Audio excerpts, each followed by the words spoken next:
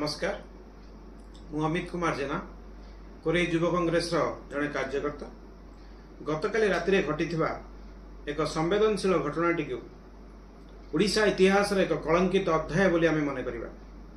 कारण यही घटनाटी घटी जाइए बालेश्वर जिल्लार फकीरमोहन यूनिवर्सिटी जड़े छात्री जी जहाँ ना सौम्या से इंटीग्रेटेड बीड्र जड़े छात्री अटंती। दीर्घ दिन धरी से डिपार्टमेंट जे एचओडी अछंती समीर रंजन साहू जे कि बारंबार तांको मानसिक और शारीरिक निर्यातना दे आसुथिले।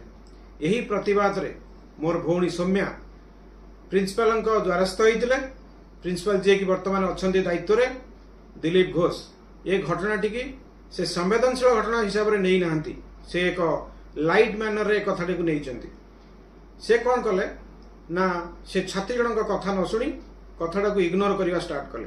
आउ गोटे संवेदनशील कथा होउची जे से छात्री जनक से जिल्लार जे एमपी अछंती प्रताप षडंगी महोदय पाखक मध्य जाइथिले।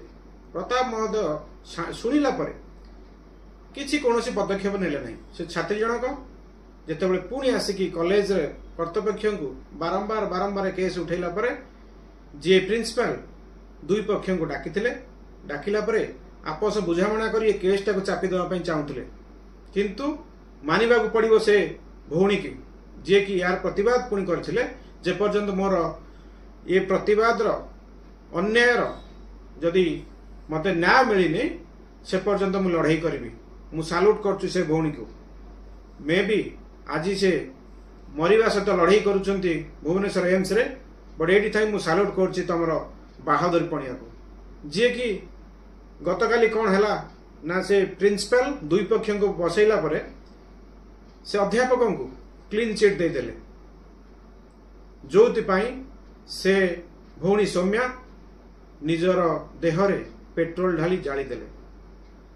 ये केमिति ओडिशा डर लगुछि आज बापा माँ मानू निज झील मानू कॉलेज को छाड़ापी। यहाँ गोटे केस नुहे, यही भाया बारंबार बहुत केस होउछि जोटा कि आपन जो देखिबे बारंबार एतरे कांग्रेस प्रतिवाद करी आसी। प्रत्येक दिन 15टी नारी निर्यातना होउछि ओडिशा रे। आउ पाखापाखि 40,000 महिला एठी निखोज अछंती।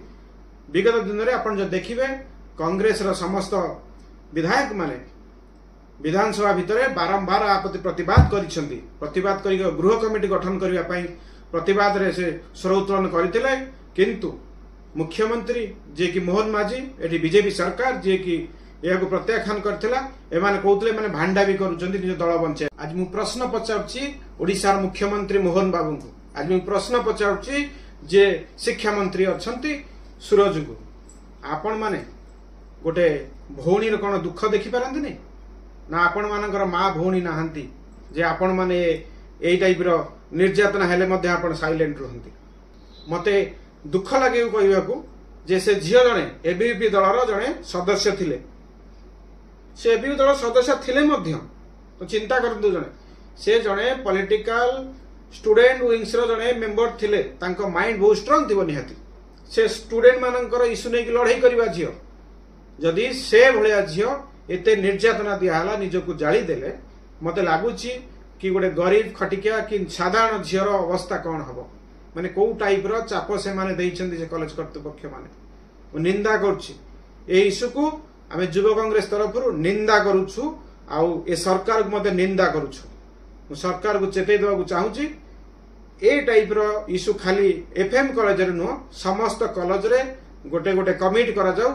से कमिटी रे मध्य स्टूडेंट मानन को स्थान दिया जाऊ जे स्टूडेंट माने मध्य से कमिटी रे रहंतु। सब कॉलेज रे जदि नकरा जबो एई टाइप रो हजार हजार केस उठिबो, हजार हजार नारी माने बळी पड़िबे। मु खाली एति कहबा को चाहूची जे जेतेबेले ए प्रतिवाद करा हला से भौणी जनक एमपी पाखक जाइथिले कि प्रिंसिपल पाखरे प्रतिवाद करिथिले इश्यू को नेकी।